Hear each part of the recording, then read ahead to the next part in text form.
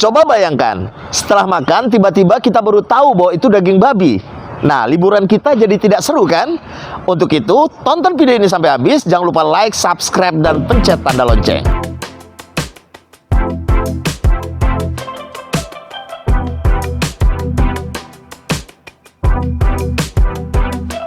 Liburan di negara yang Islam sebagai minoritas memang harus ekstra hati-hati.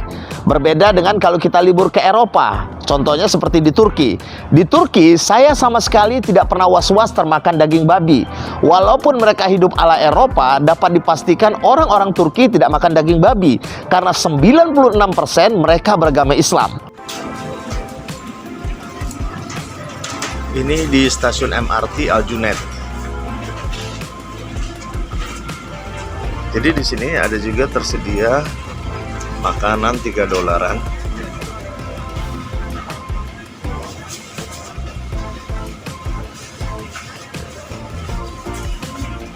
Jadi kalau Anda Singapura untuk cari makanan yang harga $3 dan yang halal, mungkin Anda bisa hunting di stasiun-stasiun MRT.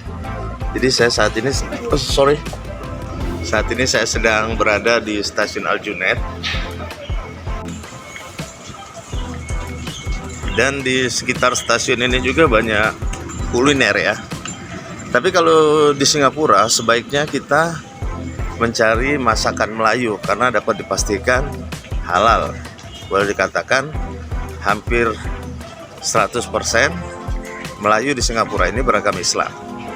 Dalam perjalanan umroh lewat darat ini, memang saya menyempatkan diri untuk singgah di Singapura dan menyajikan kepada Anda di mana saja tempat-tempat yang kita bisa makan halal di sini.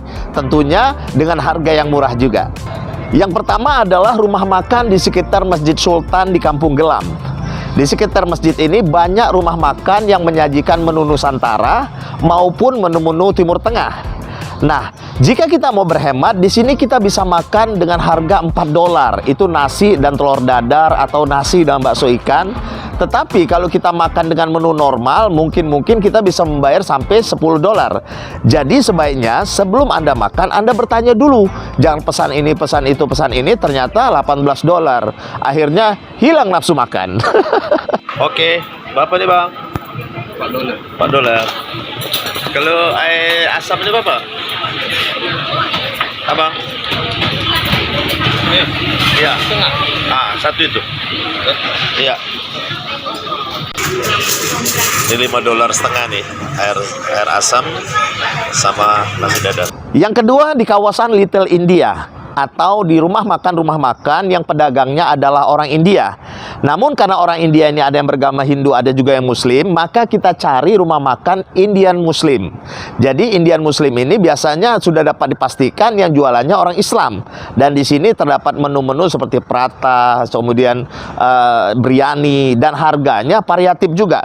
Kalau biryani sekitar $6. Jadi tinggal Anda mau milih menu yang mana, sesuaikan dengan kantong, yang penting halal. Jadi untuk menu India ini $4, dua macam. Oke. Dan yang ketiga, jika Anda mau beli makanan di supermarket, Anda harus melihat label halal. Ternyata di sini juga tersedia label halal. Kemarin saya kaget waktu saya belanja di Church di bandara, ternyata di situ ada mie yang tadinya sekira mie Jepang ini nggak halal. Saya lihat ternyata ada label halalnya. Maka perlu diperhatikan sebelum kita belanja, kita perhatikan dulu ada nggak label halalnya. Ini kan barang-barangnya ini barang-barang halal nih. Kalau kita lihat kan, ya. Tetapi kalau tidak ada label halalnya, khawatirnya itu bumbunya. Kalau dia pakai minyak babi gimana? Maka carilah warung yang memang ada label halalnya. Seperti ini nih, kita lihat kan ada label halalnya tuh di bawah cabai tuh. Nah itu yang penting. Meskipun yang dijual bukan daging babi, tapi pastikan tempat itu ada label halalnya. Karena kan kita tahu mungkin kalau tidak ada label halalnya bisa-bisa minyak sayur atau bumbunya yang digunakan itu mengandung babi begitu. Jadi penting saat kita jalan-jalan di Singapura harus juga teliti membeli makanan walaupun dia bukan daging babi, walaupun sayur-sayuran, tetapi yang dikhawatirkan bumbu-bumbunya dan minyaknya menggunakan babi. Dan yang keempat, agar lebih aman dan terjamin kehalalannya, ya Anda bawa bekal sendiri. Hari ini minyak memang yang saya bawa dari Indonesia. Alhamdulillah bekal roti masih ada. Bismillahirrahmanirrahim. Semoga rasanya nggak berubah kayak kemarin.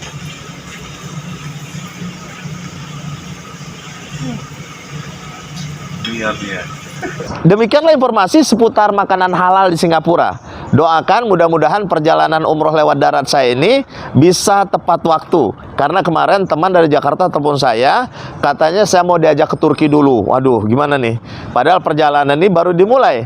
Coba nanti kita lihat seperti apa kelanjutannya. Tonton video ini sampai habis dan tonton juga seri-seri yang lain. Mudah-mudahan ini menginspirasi Anda.